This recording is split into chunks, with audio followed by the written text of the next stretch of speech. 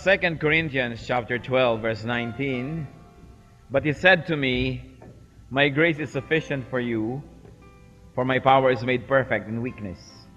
Therefore I will boast all the more gladly about my weaknesses, so that Christ's power may rest in me."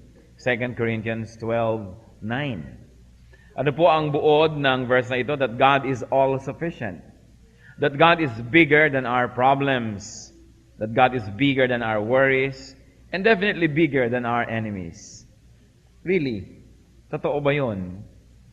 Kung totoo yun, how come many people solve problems by employing help and means from ungodly people?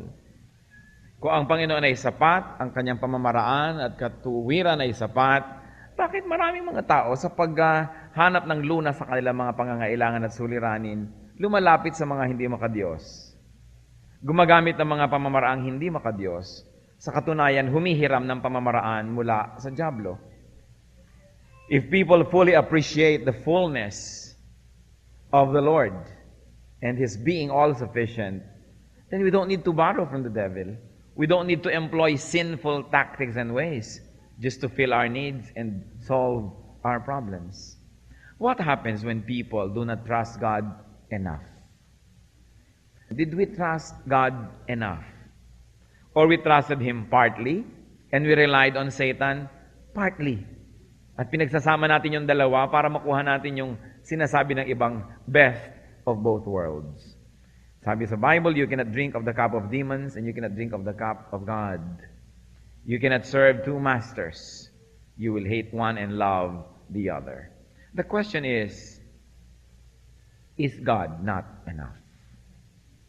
When we have to borrow from the devil, when we have to employ evil means just to survive or to do even a right thing, is God not enough? What is the price of not trusting in God alone? Dear Lord, we ask for a message that comes straight from your heart into ours. Mangusap po kayong may kapangyarihan at patuloy kaming lumalapit, Lord, humihingi ng paglilinis. Cleanse us with the blood of Jesus. Purify our hearts, our minds, even our motives for being here. And we pray that you may speak powerfully. Nawa ang salita mo parang apoy, Panginoon, tumupok sa lahat ng hindi dapat naroon sa buhay namin. But just like fire that cooks food, that purifies gold, ganun nawa ang mangyari sa amin through your word. That we may be purified. We may be turned from glory to glory. In Jesus' mighty name, we reject and rebuke all work of evil within our hearts, around us, near us, and against this church and assembly. We frustrate the plans of hell against your people in the name of Jesus. And we command any and all evil spirits to leave us. And we ask you, Holy Spirit, infill us. Fill our hearts with the spirit that obeys God. We open up ourselves to you, Father. May you speak powerfully. May your message be a reminder, be medicine for us. Kung kailangan maging pamalo ito, Lord, let it be. But accomplish your purpose for this holy assembly. Do your will. We ask you, Father, in Jesus' mighty name. Is God not enough? Or what's the price of not trusting in God alone? The prophet Isaiah did his ministry. He prophesied to his people, and he called Judah to obedience. God said to Judah, and God said that Judah would be stubborn. Ito pong panahon ni Isaiah, magkahiwalay ang bansa, ang bayan. Yung north is what you call Israel, ang capital Samaria. Yung south is what you call Judah, ang capital Jerusalem. Nahati ang bayan sapagkat nagkaroon ng rebellion, nag-away-away, because the kings were inept, the kings were not godly, nagulo ang bayan, nahati. And God said that Judah, the southern kingdom, was stubborn and would not obey God and be blessed unless it gets broken and destroyed. Sabi ng Panginoon, hindi ako pakikinggan ng bayan hanggang hindi sila lubos na nasasaktan. A few years later, the northern kingdom, which was Israel at that time, united with Syria to fight for freedom from the Assyrian Empire. Because the northern kingdom of Israel, with its capital Jerusalem, fell under Assyrian rule, together with the neighboring country called Syria. So nag-unite ang Syria at Israel para labanan yung Assyrian Empire. Don't confuse that with the Syrian country and the Assyrian Empire. They are two different things. So Israel and Syria joined together and pressured southern Judah to join their alliance. Judah refused to join. So yung Israel, nakipagkampi sa Syria, pareho silang conquered. Sabi, lalaban tayo sa Assyria kasi conquered sila noon. Sabi, o Judah, sali ka sa amin. And Judah refused. Isaiah 7:1-9. When Ahaz, son of Jotham, the son of Uzziah, was king of Judah, King Rezin of Aram and Pekah, son of Remaliah, king of Israel, marched up to fight against Jerusalem, but they could not empower it. So these are the Israelites marching against their own city because their city was under Assyrian rule. Now the house of David was told, meaning the kingdom of Judah in the south. Now the house of David was told, Aram has allied itself with Ephraim. So the hearts of Ahaz and his people were shaken as the trees of the forest are shaken by the wind. Dahil naging magkakampi po yung Israel na kalaban ng Judah, nakakampi yung Syria, nung nagkampi yung dalawa, ninervyos ang Judah. Kasi magiging malakas yung Israel, baka gamitin yung alliance to fight Judah. Remember, hati po nun ang bayan ng Diyos at nagko-compete yung north at saka yung south. Then the Lord said to Isaiah, Go out, you and your son Shear-Jashub, to meet Ahaz the king at the end of the aqueduct of the upper pool on the road to the washerman's field. Say to him, dahil ninenervyos po itong hari no? Sabihin mo sa inyong hari na si King Ahaz, say to him, Be careful, keep calm, and don't be afraid. Do not lose heart because of those two smoldering stubs, referring to Israel and Syria. No? Do not lose heart because of those two smoldering stubs of firewood, because of the fierce anger of Rezin and Aram and the son of Remaliah. Aram, Ephraim, and Remaliah's son have plotted your ruin, saying, Let us invade Judah. Let us tear it apart and divide it among ourselves, and make the son of Tabeel king over it. Yet, this is what the sovereign Lord says. So, nagpa-plot po yung Israel at saka yung Syria na conquerin ang Judah at mag-a-appoint sila ng ibang king dahil nga naging magkakampi sila. Ninervyos si King Ahaz of Judah. Remember, Isaiah was prophesying to Judah, not to Israel. And God says, it will not take place. It will not happen. For the head of Aram is Damascus, and the head of Damascus is only Rezin. Within 65 years, Ephraim will be too shattered to be a people. The head of Ephraim is Samaria, and the head of Samaria is only Remaliah's son. If you do not stand firm in your faith, you will not stand at all. So in the time of King Ahaz of Judah, King Rezin of Syria, and King Pekah of Israel attacked Jerusalem, which was under Assyrian rule. They failed. Hindi sila nagtagumpay. But when the news of the alliance reached King Ahaz of Judah in the south, he and all his subjects were terrified. Sabi na ko, yung Israel na kalaban natin, ngayon may kakampi Syria. Paano na? Nagpaplano sila laban sa atin. But God tells Isaiah to meet with King Ahaz, the king of Judah, and to tell King Ahaz to stop worrying. Sabi, makipagtagpo ka sa ganitong lugar, sa hari, at sabihin mo, huwag siya mag-alala. And in verses 4 to 5, King Ahaz, according to the message, did not have to fear the kings of Israel and Syria. Huwag matakot, King Ahaz, sa king of Israel and king of Syria. Because though they are very angry, they were nothing but a dying fire. Naglalagablab sila, pero malapit nang maubos yung apoy na yan, huwag na mag-alala pa. And in verse 7, the Lord promised that Israel and Syria's threat to Judah would not happen. Sabi mo sa hari, hindi mangyayari yon. Hindi siya makokonquer, hindi matutupad na magkakaroon ng bagong hari dito sa Judah. Tell him not to worry. And in verses 8 to 9, King Rezin rules only in Syria, the capital of his Damascus. Yun ang sinabi. Hanggang Syria lang yan, yung si King Rezin. King Pekah rules only in Samaria, the capital of his Israel. Hanggang doon lang siya, hindi siya magro-rule sa Judah. At sabi pa po ng prophecy, in less than 65 years, Israel would be destroyed. At ang bilin, if King Ahaz would not trust God, he, together with Judah, would be defeated.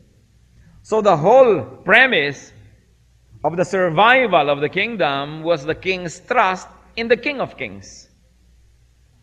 Napakalaki pong bagay yung pagtitiwala, yung paniniwala, pananalig, paninindigan ng head ng isang pamilya, isang organisasyon, isang church, kung ano mangyayari sa kanyang mga pinangungunahan. At sabi, habang ang hari ay nagtitiwala doon sa Diyos, na hari ng mga hari, hindi siya matitinag at ang kanyang pinamumunuan. Pero, pag ang kanyang pananampalataya ay nanghina, hindi siya nagtiwala sa Diyos, mapapahamak ang buong bayan. Hindi po ba totoo yan? Gaano karaming pamilya ang napahamak dahil yung tatay o nanay hindi nagtitiwala at sumusunod sa Diyos. Nagtitiwala sa sarili, sumusunod sa iba. Sinusunod damdamin, sinusunod emosyon, hindi ang Diyos. Sinusunod yung gusto ng puso, hindi yung tama na sinasabi ng salita ng Diyos. Ano nangyayari? Napapahamak ang pinangungunahan. Kahit mga bansa, umaasenso ang isang bansa dahil sa pangunguna ng liderato. Nakita nyo nangyari sa Singapore. Para lang siyang isang nunal sa tubig. Isang maliit na lugar sa gitna ng kawalan. Pero ngayon kinikilala sa buong mundo ang kanyang economic prowess dahil sa napakahusay na pamumuno ni Lee Kuan Yew. Bakit ang mga bansa ay umaasenso? Mahuhusay na pamumuno at sumusunod naman ang mga pinamumunuan. Pero ang pinakamahalaga pala, para ang pamumuno ay maging tama, magtiwala sa Diyos yung namumuno. Ano pong ibig sabihin ng pagtitiwala? Pag meron kayong desisyon, may kailangan gawin, sumasangguni sa Diyos, hindi sa sarili lang, hindi sa mga kung sino-sino lang na tao. Pag meron kailangan gawin, ginagawa sa pamamaraan ng Diyos, hindi sa pamamaraan ng tao, na mahilig mag-shortcut, at lalong-lalo hindi sa pamamaraan ng demonyo, na mahilig mandaya, magsinungaling, mahilig sa mga hindi tamang methods. Ang isang taong nagsasabing, nagtitiwala ako sa Diyos, pero para naman kami mabuhay, kailangan dayain ko naman yung tithe namin. Ibig sabihin, hindi ka naniniwala. Ang taong nagsasabing, naniniwala ako sa Diyos, pero para mag-survive ako dito sa trabaho ko, kailangan magsinungaling ako. Kailangan sundin ko tong amo ko kasi pinagsisinungaling ako.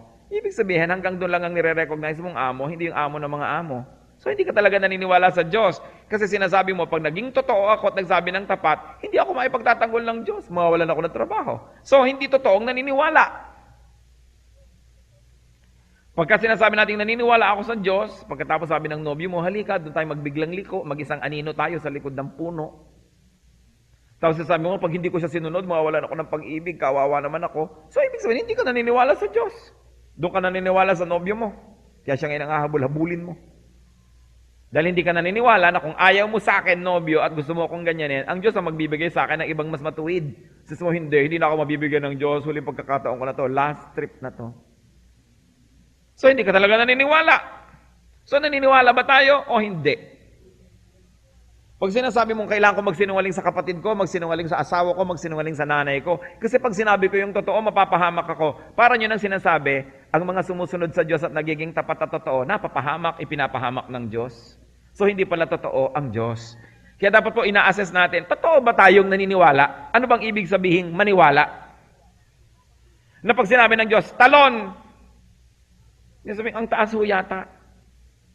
Para yatang baka mahulog ako. Di ba kung pinapatalon ka sa building, ang Lord ang may sabi, talon, sabi mo, from what floor? Yun ang naniniwala ka kasi. Na sabi ni Shadrach, Meshach, and Abednego kay King Nebuchadnezzar kasi gumawa ng rebulto, pinapasamba ang lahat, pag tumugtog ang orkestra. Yung tatlo hindi sumamba, ipinatawag ng hari. Sabi, akong hari dito. Empire ito, ang dami-dami kong kawal. Tingnan natin kung anong Diyos ang makakapagligtas sa iyo sa aking kamay. Sabi ni Nebuchadnezzar. Sabi ng tatlo, pag sumunod kami sa Diyos, ililigtas niya kami sa iyong kamay. Di paniniwala number 1. Pag ako'y naging maka-Diyos, mapapabuti ako. Pero hindi lang yun May paniniwala number 2, mas malalim, mas mataas. Sabi ng tatlo, at kung di man kami iligtas ng Diyos mula sa iyong apoy, mula sa iyong hukbo, mula sa iyong kapangyarihan, susunod pa rin kami sa Diyos kasi siya pa rin ang tama kahit kami masunog. Hindi lang tama ang Diyos pagka bigla tayong naligtas sa hirap, nagkaroon tayo ng pera, na-promote tayo. Pag tayo ay na-demote, pag tayo ay namatay, pag tayo ay nawalan ng hinahagad natin sa pagsunod sa Kanya, tama pa rin siya. Yun ang pananampalataya. Hindi yung may kondisyon ng pananampalataya na pagka lang ako napabuti, according to my standards, from my point of view, din tama ang Diyos. Kaya yung iba, Lord, sumunod na po ako sa inyo, bakit ganito nangyari sa akin, nawalan ako ng trabaho? Ibig niyo sabihin, mali ang Diyos? So siguro yun ang pinakatama, mawalan ka muna ng trabaho para maihanda ka sa maaaring mas mabuti. At kung nawalan ka pa ng trabaho buong buhay sa pagsunod mo sa Diyos, ano naman yon? What does it profit a man to gain the whole world and lose his soul? So dapat po ating suriin ang ibig sabihin ng pananampalataya, hindi lang yung kagustuhan ko, yung desire ko na sunod, natupad dahil ako'y nakinig sa Diyos, therefore tama ang Diyos. Kahit tayo nabigo, kahit tayo nasaktan, kahit yung minimithi natin, hindi pa rin natin nakuha sa pagsunod sa Diyos, tama pa rin siya. Yun ang pananampalataya. At if King Ahaz would trust in God, he would not be defeated. And the reverse is, if King Ahaz would not trust in God, he would be defeated. Isaiah 7:10-13. Again the Lord spoke to Ahaz, ask the Lord your God for a sign, whether in the deepest depths or in the highest heights. Kasi ayaw nga maniwala nitong si King Ahaz, nagdadalawang loob. So ang Diyos na humamon, humingi ka ng sign. In the world of the living, in the world of the dead, in the deepest depths, in the highest heights, anong gusto mong sign? But Ahaz said, I will not ask. I will not put the Lord to the test. Kunwari pa siya ay napakamakadyos, ayaw daw niyang iput ang Lord to the test. You know why he did not want to ask? Dahil baka lalong ma-prove ng Diyos ay tama, lalo siyang madidisprove, so ayaw niya ng proof. Then Isaiah said, hear now, you house of David. Is it not enough to try the patience of men? Will you try the patience of my God also? Sinasabi na nga ng Diyos doon kay King Ahaz, huwag kang mag-alala, hindi mangyayari yung sinasabi ng mga kalaban mo. Di kita pababayaan. Nag-aalala pa rin siya. Kaya sabi ng Diyos, o sige, humingi ka sa akin ng sign para mapatunayan mong ang sinasabi ko sa iyo, totoo. Ayoko po humingi ng sign. Pamisa-misa lang nag-aalok si Lord ng sign, ni-refuse. Once more, as we have read, the Lord spoke to Ahaz. So verse 10. And verse 11, he said, ask me for proof that my promise will come true. But King Ahaz refused God's offer. You refuse God's offer? How can you? How dare you? Alam niyo po sa England, kahit sino nakakatanggap ng invitation to Buckingham Palace, drops everything to be there. Because an invitation from the Queen of England is as good as a command. Ano yung invitation ng King of Kings? Ano pa yon? Saan tayo kukuha ng isip o kawalan ng isip para tanggihan? And then the Lord says that the Jews have already tried His patience twice. 2 beses yun akong sobrang sinusubok, sabi ng Panginoon. One is for refusing not to be afraid of Israel and Syria. Kaya tayo po, sabihin natin, si King Ahaz yan, ako hindi ganyan. Totoo po ba yun? Pag sinasabi ni Lord, don't be afraid, I will never leave you, I will never forsake you. Tapos puro pa rin kayo fear. Katulad na tayo ni King Ahaz niyan. Sinasabi na ni Lord, don't be afraid of the future because I have been to the future, I am in the future, I am the future. Tapos natatakot pa rin tayong tumanda, natatakot tayong baka tayo mawalan nito, mawalan nun. Sinasabi na ni Lord, I will never leave you, I will never forsake you. Tapos mag-isa ka lang, ang lungkot ko naman po, nag-iisa ako. Kaya kahit na humiram na lang ako, kahit konting pagtingin. Kahit maki-extra na lang ako, basta't hindi lang nag-iisa. Kahit kanya na ang Noche Buena, sige sa 25 na lang ako, o 23 o 21, pwede na rin ako. Kahit na bawal na pag-ibig. Sinasabi na nga ni Lord, I will never leave you nor forsake you, so how can you ever be alone? Pero humihiram pa rin tayo ng methods and methodologies from the devil just to cater to our desires. Hindi tayo naniniwala and we are refusing God's offer of peace. Sinasabi ni Lord, have peace. Ayoko magkaroon ng peace. Basta mag-aalala ako, mag-iisip ako, matatakot ako, mangangamba ako. You're like Ahaz, refusing. At sabi pa ni Lord, sige, humingi ka na lang ng proof para mapatunayan mong totoo. And then, of course, second, nag-refuse na naman. Ayaw ng king. Nagmamabuti pa siya na ayokong subukin ng Diyos. Alam niyo po yung ayaw subukin ng Diyos, yung natatakot na masubukan nga eh. Alam niyo yung ayaw ng proof, yung nakakatiyak na yung proof, talagang malaki. Na sila ay hindi magtatagumpay. So historically speaking, King Ahaz sought help from Assyria while refusing God's promise.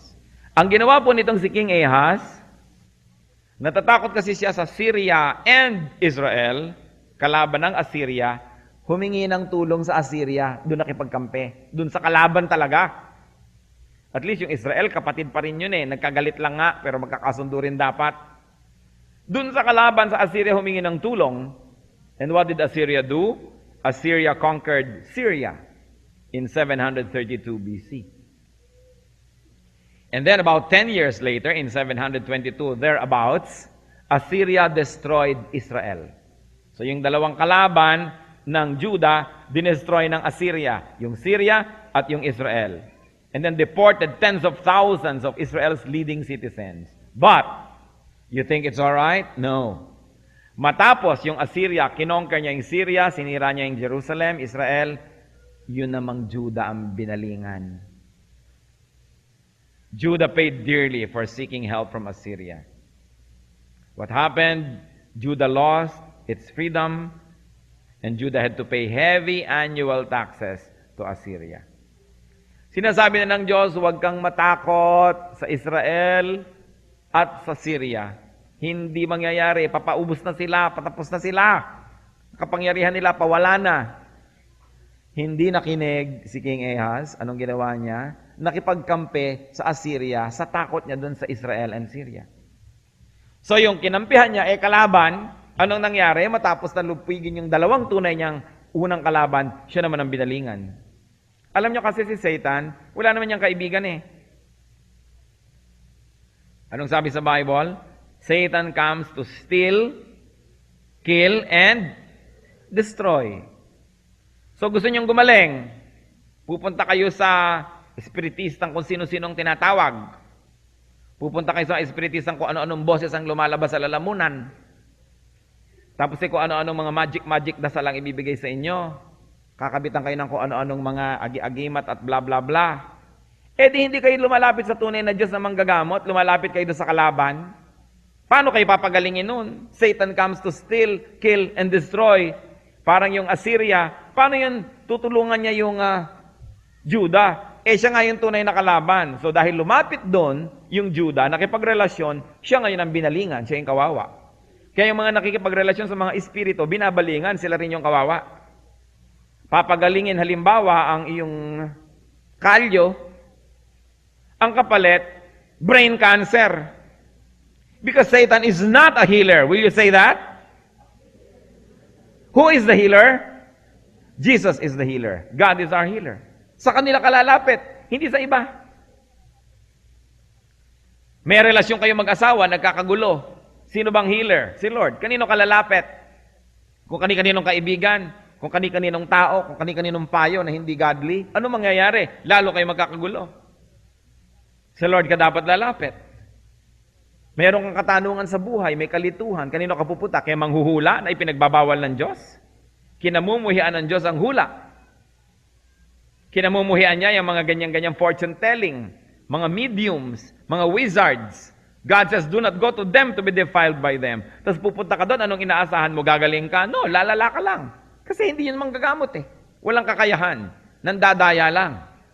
So aalisin niya yung symptom. Sabi mo, pero talaga, umalis ang sakit ng ulo ko. Libang na libang ka ngayon, akala mo totoo, magre-recruit ka pa ng kasama sa kanya. Later on, biglang napakabigat pala ng balik. Katulad ng ginawa ng Assyria. Kunwari, tinulungan yung Judah, yung pala i-conquer niya, at papatawan niya ng napakabigat na mga buwis. Ano po ang conclusions and applications at challenges ng maikling kasaysayan na ito sa atin? Ang tanong ko po, what and who could you be afraid of? Ano po ba ang kinatatakutan nyo? Sino ba ang kinatatakutan nyo? Isa lang po ang sagot dyan. Trust in God. Magtiwala sa Diyos. Psalm 125 verses 1 to 2. Those who trust in the Lord are like Mount Zion, which cannot be shaken, but endures forever. As the mountains surround Jerusalem, so the Lord surrounds His people, both now and forevermore. So hindi daw po natitinag ang nagtitiwala sa Diyos. Sasabihin nyo, magtitiwala ako, pero paano ko yung gusto ko hindi mangyari? Matitinag nga kayo, kasi pala may kondisyon ang inyong pagtitiwala. Pero isa mo, magtitiwala ako sa Diyos, gagawin kong tama. Ma-promote man ako o ma-demote, magtitiwala pa rin ako sa Diyos. Paano kayo matitinag? Alam niyo po yung natitinag, yung maraming fear. Natatakot kang mawala ito, natatakot kang mangyari ito. Pero kung sa pagsunod natin sa Panginoon, pinayagan ng Panginoong mangyari yon, you trust that it's still a blessing. Paano ka matitinag? Kung di ka natatakot mabuhay, pero takot na takot kang mamatay, kayang-kaya tayong tinagin. Kung di rin kayo takot mamatay, sino makakapanakot sa inyo? Sino makakatinag sa atin? Kaya ang pagtitiwala, lubos. Yung nagtitiwala ng lubos, hindi natitinag. Ayan, naging honest ka, hindi ka tuloy na promote. Ito ang promotion ko. My honesty is my own reward from God. Therefore, I am not shaken. Pero yung sasabihin mo, ayan Lord, naging honest na ako, hindi ko pa nakuha yung gusto ko. Di andali nating tinagin, andali nating guluhin pala. Kasi merong kondisyon ang pagsunod at pagtitiwala. But those who really trust in the Lord are like Mount Zion. They are not shaken. Gaano kalalim ang ibig sabihin ng hindi natitinag? Yung hindi natatakot. Ano po ba ang worst na pwede mangyari sa tao? Di ba mamatay? Ngayon, kung namatay ka, nakasama ka ng Diyos, di ba ang totoo'y napabuti? Bagamat ayaw pa natin sanang mag-to die is gain sa kanayan, gusto pa nating mag-to live is Christ. Pero kung talagang eto na, dumarating na, di tanggapin na, yun na. What's so bad about meeting God? Hindi mo na pag-aaralan si Moses, kasama mo na siya. So, yun ang worst. Kung yung worst na yun is still very good, what really can be bad?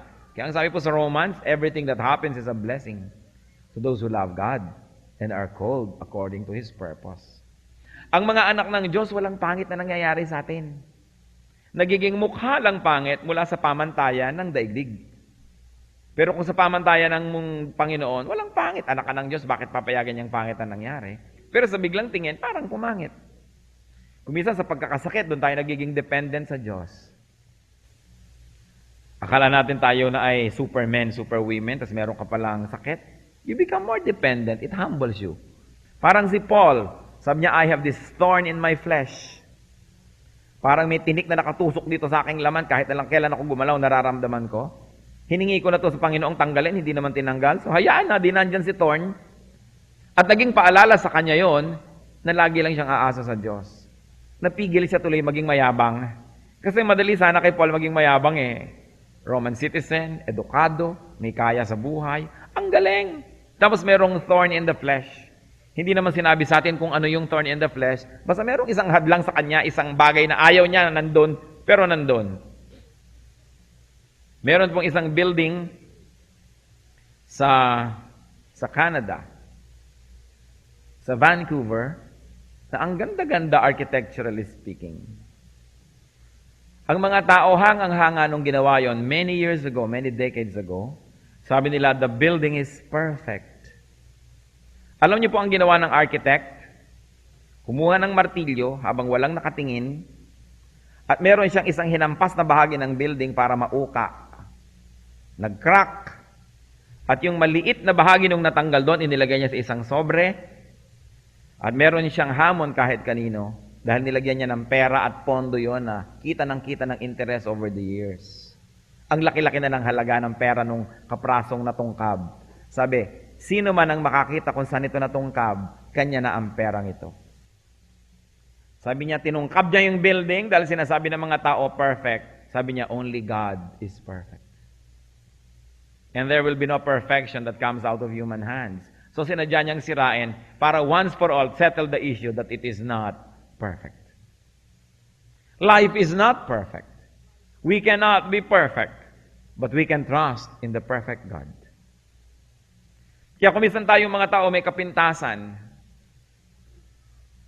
Kung korte rin lang at korte, wow, sexy. Kaya lang tad-tad ng peklat. Talagang tad-tad. Kaya nagsuswimming lang siya paggabi.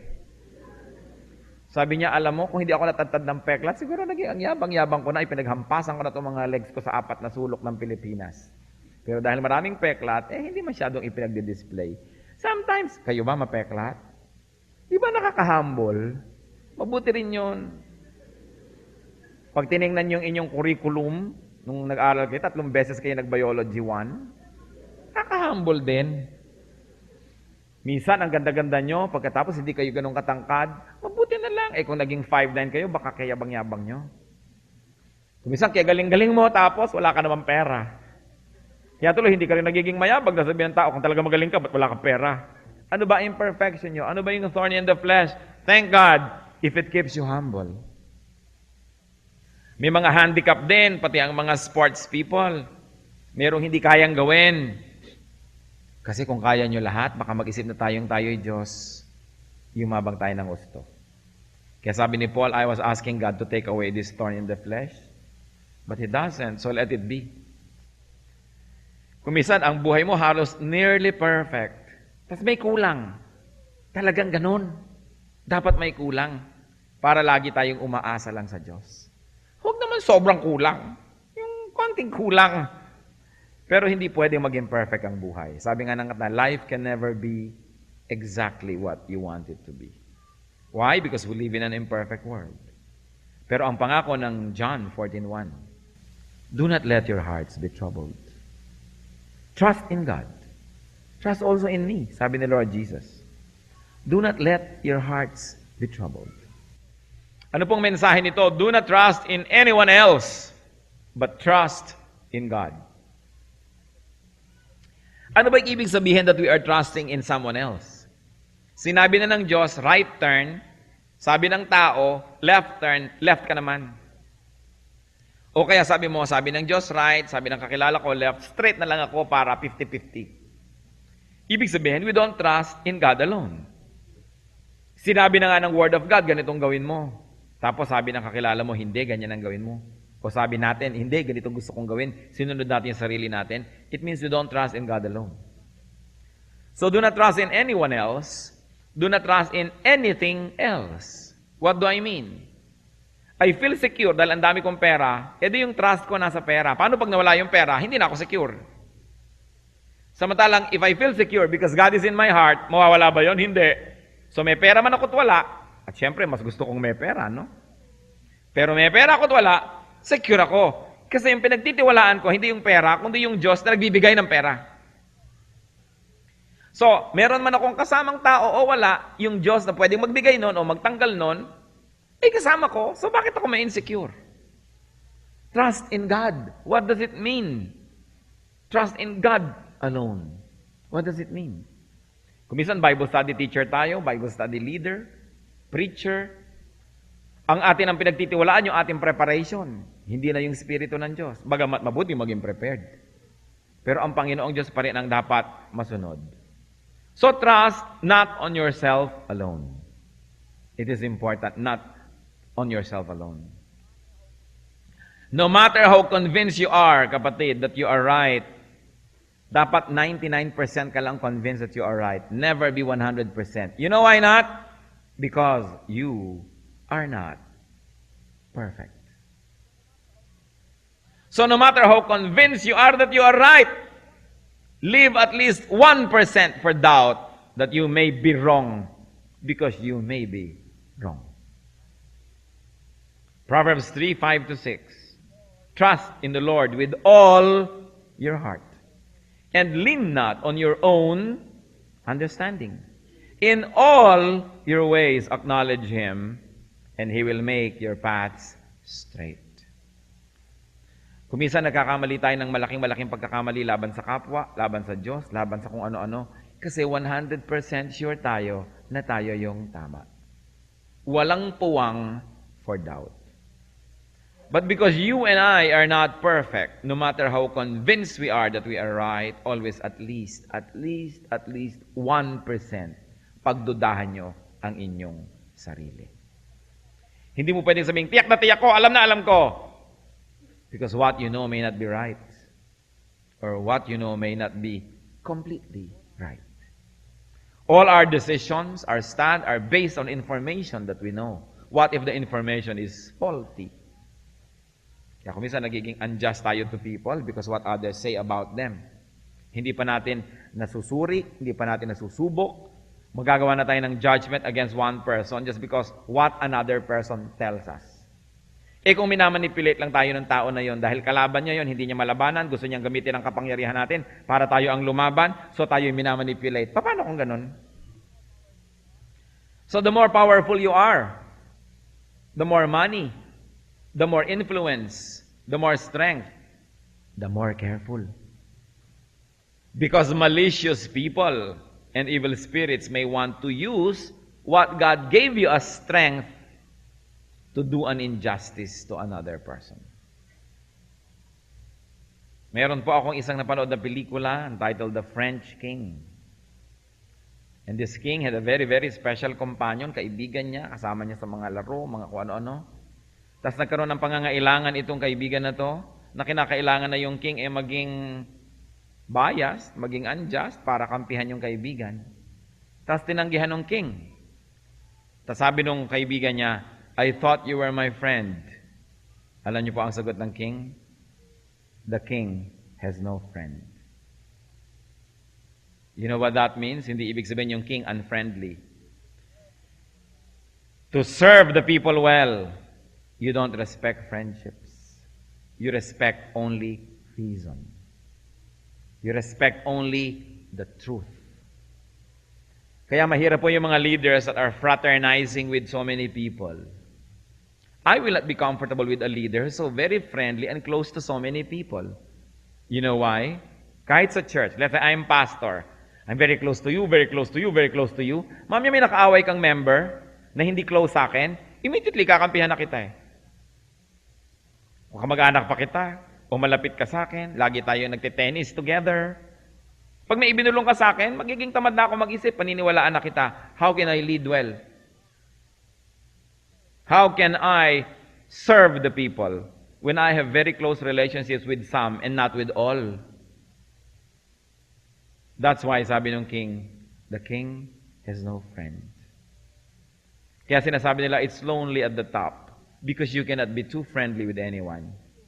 Because these people will use you.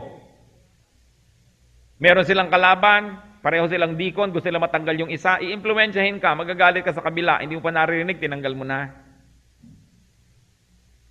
That's why it's a great responsibility to lead. You don't make very close friendships with so many people because you don't want to be swayed by their subjective and emotional state. And then they use the power given to you by God to do their evil schemes. Sa pananagutan mo sa mga tao, hindi ka nagpa-fraternize because you want to be fair. And it's important. Why are we talking about that? Because you don't trust in yourself alone. Lalo't leader kayo, manager kayo ng isang kumpanya, presidente kayo, supervisor, baka nagiging unfair kayo sa mga taong hindi lagi nakadikit sa inyo. At yung taong laging binubunot-bunutan kayo ng puting buhok, pinepedi-pedicure kayo, laging sila may privilege. Alam niyo po, si Solomon, nung tinawag ng Panginoong Diyos na maghari, sabi niya ng Diyos, humingi ka kahit anong bagay ibibigay ko sa iyo. Dahil magiging hari ka, you have to be equipped. Nanalangin si Solomon. At ang hiningi niya, karunungan. Sabi niya, mga tao niyo po ito, hindi ko to tao. Bayan niyo to, hindi ko to bayan. Pagkatapos, akong gagamitin niyo ngayong mangunguna. Eh kung magkamali ako. Kaya ang hinihingi ko, sabi niya sa Panginoon, karunungan para ako makapanguna ng tama. At dahil natuwa ang Diyos sa hiningi niya, pati ang hindi niya hiningi, ibinigay. Kung hindi kayo marunong, huwag kayo mag-aspire mag-lead. Kawawa ang mga taong ililid nyo. Kung marami kayong paborito at kaibigan, hindi kayo pwede mag-lead. Kawawa yung mga kalaban nila. Magagamit kayo at ang kapangyarihang ibinigay sa inyo ng Diyos laban sa mga walang kalaban-labang tao. So when you are a leader and there are many people around you, when you are rich, when you are powerful, when you have position, and there are many people around you, You must listen to the silence of those who are not there. You must feel the presence of those who are absent. And you must always be suspicious of people who are close to you. Because people are selfish. They will use you to fight their own wars. And as a leader, you must not permit, because leadership is God's trust. Kung ano man yun. Kung kayo man amo sa bahay nyo, may 2-3 kayong household help, nag-aaway-away yan. Baka yung pinakamabilis mag-abot sa inyo ng kape, ang kakampihan nyo agad. At yung mahiyain o hindi laging lumalapit sa inyo, pero diligent magtrabaho, malayo ang loob nyo. Because we are selfish. We like people who make a big deal out of us. But you cannot do that when you're leading. That's why the leader has no friend. In order to lead well. Ano po ang kinalaman niya sa ating buhay? Marami. Because we make decisions that affect people. Magulang kayo, may paborito kayong anak. Yung lagi na lang nakadikit sa inyo. O yung kamukha ng nonal nyo. Yan na lang lagi ang yung binibigyan ng pabor. Ba't pa kayo naging magulang kung hindi kayo magiging patay-patay magtingin sa lahat na anak nyo? At kung kayong sariling magulang, hindi nyo mamahalin yung isa, sino magmamahal doon? Kayo nang magulang, hindi nyo minamahal. Kaya nga kayo binigyan ng anak ng Diyos, para kayo ang maging Diyosan sa buhay ng bata na yun. Ibig sabihin, kayo yung magbibigay, kayo mag-aaruga, tulad ng pag-aaruga ng Diyos. It is trust. Parenthood is God's trust. Hindi kayo binigyan ng mga anak para apihin, kundi para mahalin. So tama ba ang ating pananagutan? Don't trust on yourself alone. Especially when our point of view is against the point of view of God. And don't trust on others. Don't trust on the mighty, but trust on the real mighty one, the Lord Jesus Christ. Isaiah 26 verse 4. Trust in the Lord forever, for the Lord is the rock eternal. The Lord is the rock eternal. Never trust on evil ways. At kung meron lang po akong isang gustong matandaan nyo sa dinami-rami ng pinag-usapan natin ngayon, don't trust on evil ways. Psalm 1:6, for the Lord watches over the way of the righteous, but the way of the wicked will perish. Huwag kayong gagamit, hihiram ng ungodly tools, ng ungodly ways, ng ungodly solutions to your needs, challenges, and problems. Lalo lang tayong lulubog. There's only one way to face and to solve everything. God's way. So be fair, be truthful, be correct all the time. Because if you always do what is right, the worst won't happen. Commit yourself and your plans and well-being to the Lord. What does it mean? Etong gusto ko, pero ito po bang gusto nyo, Lord? Etong pamamaraan ko, pero ito po ba yung pamamaraan nyo? Suriin nyo nga po ang pamamaraan ko kung in accordance with your will, o baka ako nang nasusunod, ako nang Diyos, hindi na kayo. Proverbs 16:3. Commit to the Lord whatever you do, and your plans will succeed. Commit to the Lord. Godly way. Kung minsan may tinanggal sa inyo, because when God closes a door, He opens a gate. When God takes away something from you, it means He wants your hands to be free so you can receive what He wants you to have. Kung Lord, bigyan niyo po ako ng blessing, tas ayaw mong bitawan itong hawak mo na basura na para sa'yo mahalaga, paano ka aabutan? May hawak kang iba. So ang ginagawa ng Panginoon, tinatanggal muna yung hawak mo, nawawala.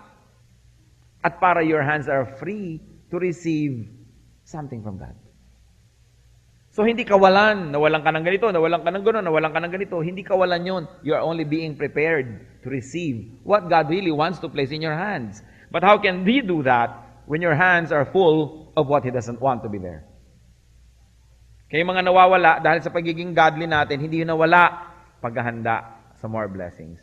Dahil alangan naman na sumunod kayo sa Diyos, ang bunga na pahamak kayo. Alangan naman, parang walang logic yun. Judah paid dearly for trusting in Assyria rather than on God. Nagtiwala siya sa Assyria, hindi sa Diyos. At magtatapos ako sa isang tanong, ano o sino ang inyong Assyria? Na pwedeng yun ang pinagtitiwalaan natin. Hindi naman masamang magtiwala sa kapwa. Yung Assyria kasi kalaban ng Diyos eh. So anong kalaban ng Diyos na ideya? Ang pinagpipilitan ninyong sundin. Anong kalaban ng Diyos na tao at mga gawain niya ang pinipilit nating maging kakampi? Anong kalaban ng Diyos ng pamamaraan or methods ang ginagamit natin? Ganon din yun, hinahanap natin yung help ng Assyria. Dahil para na nating sinasabi, God's help is not enough. Kung magiging mabuti lang ako, walang mangyayari sa buhay ko. Dapat masama ako ng konti, may gawin akong konting masama, para naman ako umasenso. E di ibig sabihin, hindi tayo kayang paasensohin ng Diyos o hihiram tayo kay Satanas. Ganun ba yun? Pero ganun ang nangyayari sa mga taong hindi lubos nagtitiwala. A one-half Christian is a one-whole nonsense. We have to be full.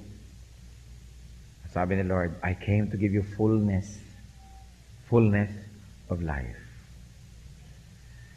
Heavenly Father, we pray that you may speak to us personally. Ano po ba talaga mensahe niyo sa amin? Tulungan niyo kaming ma-identify kung may mga Assyrian sa buhay namin. Tao, ideya, pamamaraan na nilalapitan namin imbes sa inyo kami lumapit. Ipakita niyo, Panginoon. Ayaw naming may ganito. Gusto namin sa inyo lang. No matter what. Hindi lang pagka yung gusto namin na sunod, doon kami susunod sa inyo. Kahit kabaligtaran ang gusto namin ng mangyari, teach us, Lord, to obey you. And when that happens, we will not be moved by anything or anyone. Church, be alone with the Lord for a few moments. Let the Spirit reveal to you the face of the enemy. Let the Spirit unmask the work of Satan. At ipakilala sa atin kung may mga Assyrians tayong pinagtitiwalaan, imbes na ang Diyos. Kung may pamamaraan tayong hindi dapat, na ginagawa pa rin natin. May the Spirit bless you. And may the Spirit reveal to you the tactics of the devil.